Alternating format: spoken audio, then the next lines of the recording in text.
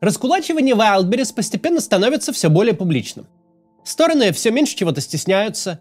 На днях Рамзан Кадыров заявил, что Сулейман Керимов планирует заказать его убийство и объявил кровную месть. В ответ глава Дагестана Мелихов пообещал Керимову полную поддержку со стороны республики. Просьбы, обращения и заявления сменились вполне недвусмысленными угрозами официальных лиц. Главы двух соседних субъектов федерации иносказательно объявили друг другу войну за контроль над коммерческим предприятием. Разберем происходящее и начнем с того, что поведение Кадырова, в общем-то, довольно ожидаемо. Публичный шантаж – это его способ разговора с Путиным.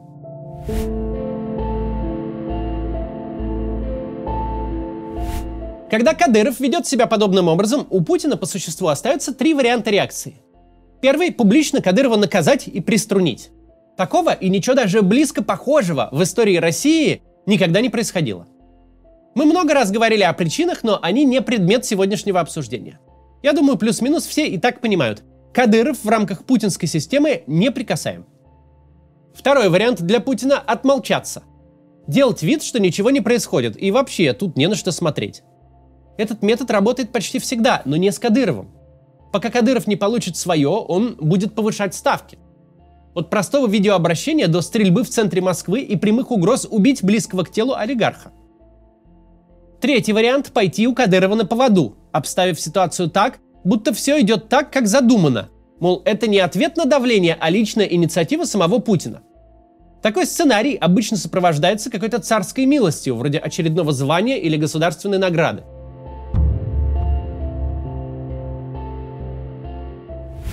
На самом деле, последняя схема реализуется чаще, чем кажется. Просто мы с вами интересуемся политической стороной дела. Новости для нас – это убийство Политковской и Немцова, убийство чести, похищение и пытки геев, избиение подследственных в СИЗО.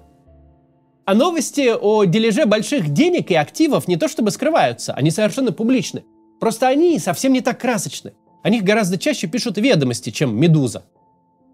Взять, например, убийство Бориса Немцова и требование Кадырова стрелять в силовиков из других регионов.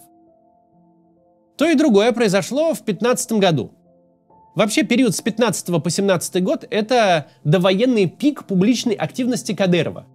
Тогда глава Чечни часто попадал в новости в связи с какой-нибудь кровавой жестью. На этот же период пришлось противостояние Кадырова и Сечина в дележе Грознефтегаза. Кадыров хотел прибрать к рукам главный нефтяной актив Чечни и, забегая вперед, успешно прибрал. Убийство Немцова произошло тогда же, когда проходил тот конфликт. Мы ничего не знаем о мотивах заказчика и организатора, потому что следствие и не думало до них добираться. И до конца режима мы этого и не узнаем. Но может ли быть такое, что это была демонстрация Путину, что у Кадырова нет никаких тормозов? Если человека нужно просто убить, есть миллион способов это сделать. У Немцова не было охраны, он много ездил по регионам, был действующим депутатом Ярославской областной думы. Немцов был лично с Путиным знаком. Москворецкий мост в нескольких сотнях метров от окон рабочего кабинета Путина, где на каждый квадратный сантиметр смотрят по 15 камер, а у каждого второго дворника под жилетом погоны. Это, наверное, не лучшее место, где можно выстрелить человеку в спину, если искомым результатом является убийство, а не послание обитателю Кремля. Наверное, если ты хочешь скрыть собственную причастность к такому преступлению, любые исполнители будут лучше, чем действующие офицеры чеченского МВД. Другой разговор, если само убийство тебе не особо-то и нужно, и ты просто хочешь продемонстрировать свое всемогущество и безнаказанность. Показать, что ты можешь грохнуть известного человека у стен Кремля, и ничего тебе за это не будет. Если смотреть под таким углом, все становится совсем не парадоксальным и даже, можно сказать, логичным в рамках этой людоедской логики. Публичное безумие Кадырова не перманентно, оно накатывает волнами. Во время войны стало интенсивнее, но принцип сохранился. Поплясал на кровище, дал поводов для заголовков на неделю-две, а потом снова затих на полгода. В таких случаях имеет смысл смотреть, что еще происходило. Что Кадыров в это время делил и с кем бодался. По модусу поведения Кадырова тут нет ничего нового. Кадыров опять пытается добиться от Путина, чтобы тот подтвердил, мол, да, это мой сукин сын, и ему можно все. Если он что-то хочет, он это получит. Либо из ваших теплых рук, либо с вашего холодного трупа.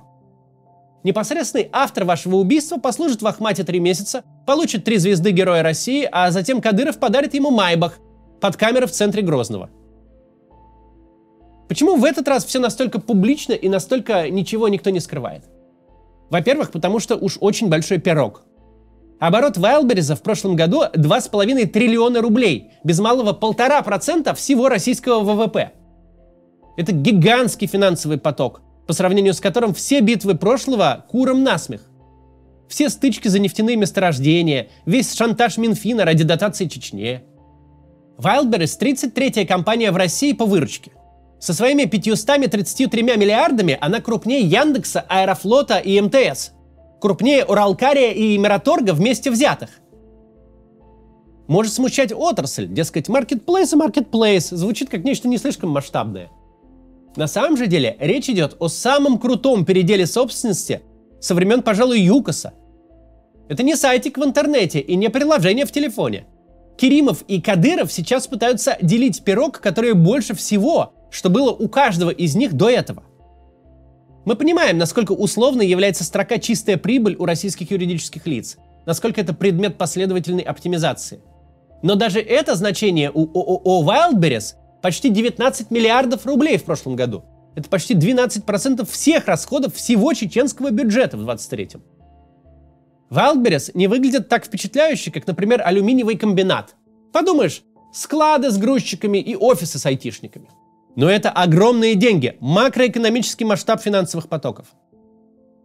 Масштаб пирога диктует масштаб его дележа. То, о чем раньше приходилось только догадываться и приходилось для этого сопоставлять факты, сейчас происходит настолько открыто и демонстративно, насколько это вообще возможно. Происходящее не лезет ни в какие ворота, но сказать, что прям-таки удивляет, нельзя. Отдельно во всей этой истории поражает поведение бывших супругов-совладельцев Wildberries. Обсудим подробнее после некоммерческого объявления. Посмотрите, пожалуйста. США недавно упростили требования для визы EB-1. Это талант-виза для признанных предпринимателей, артистов, спортсменов и ученых. В Финляндии увеличили срок проживания для получения гражданства. Теперь ждать придется 8 лет. И чтобы узнать эти новости, не обязательно мониторить государственные сайты каждой страны или заводить 500 иммигрантских чатов. Достаточно зайти на сайт моего проекта Relocats. На главной странице мы публикуем все актуальные новости об изменениях в миграционном законодательстве разных стран. С помощью сайта вы легко разберетесь в типах виз. Например, чем О1 отличается от EB2. Сможете почитать на сайте про разные страны, чтобы выбрать подходящую именно вам. Вся информация очень удобно систематизирована. Вы знаете, как легализоваться, как устроить детей в школу, оформить страховку, перевести животных и в каком банке лучше открывать счет. Недавно мы добавили в каждую из стран разделы о налогах, что немаловажно. На сайте все подано максимально сжато, без воды, и даны все источники, по которым тему можно изучить подробнее, если захотите. У нас есть также удобный инструмент для сравнения стран. Достаточно выбрать 2, и вы увидите наглядное их сопоставление. Тут уровень жизни повыше, но страховка дорогая, а здесь аренда дешевле, но кошку перевести проблематично.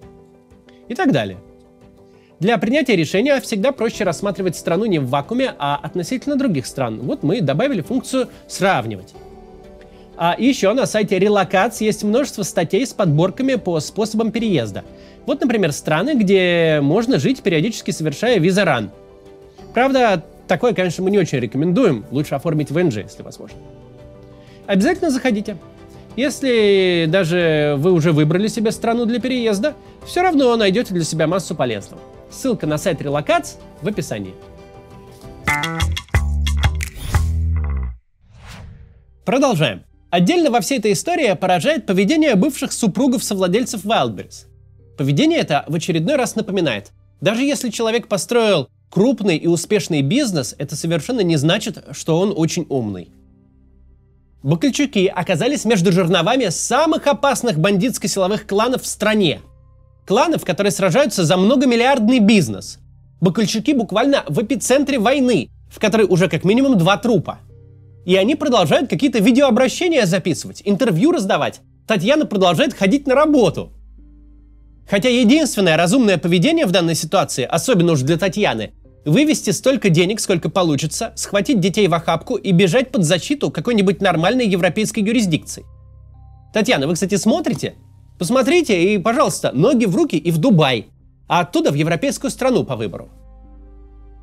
Глядя на происходящего со стороны, невозможно поверить, что эти двое реально верят в позитивный исход истории хотя бы для одной из сторон. Что верят, будто силы, которые взялись дербанить их бизнес, занимаются этим в их пользу. Насколько же люди не понимают, что на этом этапе не должна уже речь идти о сохранении бизнеса. Сейчас нужно спасать себя. Да, возможно, удастся унести в котомках даже не проценты, а доли процентов своих капиталов. Но жить где-нибудь в Париже или в Ницце даже с парой десятков миллионов долларов лучше, чем сидеть в Лефортово или лежать в могиле на подмосковном кладбище, куда дорога для безоружных участников кровавого передела представляется самой очевидной.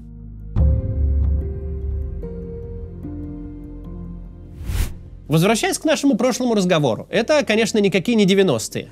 В 90-е невозможно было представить, чтобы глава региона вел кровавую войну с олигархом, открыто объявлял ему кровную месть, чтобы с обеих сторон в этом конфликте участвовали вооруженные формирования, происходила перестрелка в центре Москвы, и за этим не следовало абсолютно никакой реакции государства. Думская оппозиция и СМИ просто порвали бы ельцинскую администрацию на британский флаг. Только это все бы и обсуждали. Без этого сюжета не вышло бы ни одной газеты и ни одного выпуска новостей по телевидению. Если сейчас вспомнить политические скандалы 90-х, какое-нибудь дело писателей, отправившее в отставку половину правительства, или коробка из-под ксерокса это несчастное. Воровство на реконструкции Кремля и стадиона Лужники, каждое из которых повлекло вполне реальные последствия для участников. На фоне передела Wildberries это просто детский лепет, не о чем говорить. Мы видим, ситуация совершенно не сходит на нет. Слова и действия Кадырова не остались без ответа. И опять же, что поразительно, ответа публичного. Глава Дагестана Меликов пообещал Керимову полную поддержку со стороны республики. Обратите внимание, семейные дела Бакальчуков уже выведены за скобки. Тут уже не нужно никаких прокси. Это война между Кадыровым и Керимовым, безо всяких застенчивых иносказаний каких-то. Понятно, что обе стороны не собираются останавливаться. Цена вопроса слишком высока. Кадыров будет и дальше демонстрировать, что готов на все. Что угодно сказать и кого угодно убить. И готов действовать так до тех пор, пока не добьется искомого результата, пока Путин не отдаст ему то, чего он домогается. Мы с вами уже говорили о картелизации России как о самом очевидном образе будущего. Но чем дальше, тем более очевидно, речь идет не о каком-то абстрактном будущем, а о фиксации настоящего. Вот прямо сейчас Путин у нас еще никуда не делся. Режим изо всех сил изображает себя монолитным, в полной мере контролирующим ситуацию внутри страны. Режим регулярно совершает всякие перформансы, чтобы это доказать. Рисует себе 87% на выборах, предельно свирепо выжигает любую крамолу, по полной преследует людей за любую нелояльность, выраженную хоть в комментарии, хоть в ответе на уличный опрос. И режим тратит кучу ресурсов, чтобы ни у кого не осталось сомнений, что он способен контролировать все. Что он доберется до каждого лайка, и каждого артиста, кто нарисовал букву Z себе на лбу, объявит иноагентом. Часто какие-то необъяснимые фокусы, несоразмерная жестокость и доколебывание до мышей, осуждение подростков по террористическим статьям, например, объясняется ровно этим – желанием продемонстрировать свое всесилие. Во многом поэтому настолько несоразмерные ресурсы тратятся на войну. Это тоже демонстративное действие. Бесполезно, дескать, считать наши деньги, танки, снаряды и людей. Бесполезно думать, что мы когда-то выдохнемся. Мы готовы положить сколько угодно и кого угодно, не считаясь с последствиями. Пока режим, которому настолько важно демонстрировать свою монолитность и несгибаемость, еще вполне себе жив, у нас идет вполне открытый криминальный передел. Да, передел этот пока носит демонстративный характер. Обе стороны как бы пытаются подобраться к верховному арбитру. Но даже сейчас видно, арбитр этот уже им не то чтобы нужен. Они уже готовы, не дожидаясь ответного сигнала из Кремля, разрешить вопрос по праву силы. С обеих сторон есть вооруженные люди. Обе стороны прямо или очень непрозрачным намеком дают понять, оружие в ход они пустят и уже даже начали пускать. Таково интересное свойство развала любых диктаторских режимов. Задним числом контуры грядущей беды на самом деле очевидны. То есть, грубо говоря, люди, которые начнут стрелять друг в друга и всех, кто под руку попадется, едва власть ослабнет, на самом деле уже начинают постреливать. Просто пока диктатура существует, все это проходит фоном. Бандиты 90-х не с Марса же прилетели. Молодежные группировки росли и крепли по промышленным окраинам с конца 70-х, а когда пришел момент, уже готовые структуры сменили арматуру на автоматы. И вместо форсовщиков стали крышевать металлургические комбинаты. Пока вся страна жила в уходящей эпохе, получала свои 150 рублей, стояла в очередях и охотилась за зимними сапогами, уже можно было съездить в Люберцы и посмотреть на людей, которые будут определять будущую эпоху. Тут то же самое. Wildberries – это довоенная Россия. Юноши и девушки с отличными зарплатами сидят в очень хорошем офисе в центре Москвы. Но их жизнь и работа сталкивается с теми, кто определит будущую эпоху в нашей стране. С двумя бандитскими группировками, для которых сотрудники – предмет кровавого торга. Это столкновение двух миров, которые не должны были пересечься. Настоящий слом эпохи, который не мог бы быть ярче. Этнические преступные группы делят джунов, синьоров и тимлидов. Нет варианта, при котором государство могло бы не хотеть такое остановить. Это failed state, демонстрация слабости и режима, и лично Путина. Единственный вариант, при котором такой сюжет может раскручиваться, у центральной власти просто нет возможности его остановить. Нет ресурсов, чтобы надавить на участников схватки. Таким образом, уже сейчас, при живом режиме и живом Путине, у нас есть группировки, которые сильнее и могущественнее государства. Уже сейчас им в разрешении своих конфликтов все меньше нужно государства. Уже сейчас картелизация России – это не будущее, а настоящее. Зачем нам какие-то гипотетические сценарии будущего, когда будущее уже тут, с нами? Не физический развал страны, но полный развал государственности, при котором правит, владеет собственностью и контролирует финансовые потоки тот, у кого больше людей с автоматами. Когда Путин подарил частную армию Пригожину, нельзя было не понять, что армия эта рано или поздно повернется против него. Когда Путин не может остановить кровавый передел, сложно не понять, что его участникам никакой Путин и вообще Россия как государство скоро не понадобится. Что ни суд и ни единый государственный реестр юридических лиц будут определять, кто чем владеет. Право собственности будет определяться тем, чьи боевики заняли главный офис. Главный итог разборок вокруг Wildberries не в том, что Кадыров что-то делает или не делает. Он всегда так себя вел. Главный итог в том, что теперь ему начали отвечать. Теперь на кону такие деньги и творится такой беспредел, что люди видят, Путин не может приструнить своего любимчика. А если не может он, то нужно либо самим вооружаться, либо становиться жертвой. Когда арбитра нет, на беспредел будут отвечать беспределом. Именно так выглядит формирование сил для будущей криминальной войны. Очень трудно было российское государство довести до такого состояния, к этому не было никаких предпосылок. Но Путин смог. И теперь это не гипотеза, а факт. До завтра.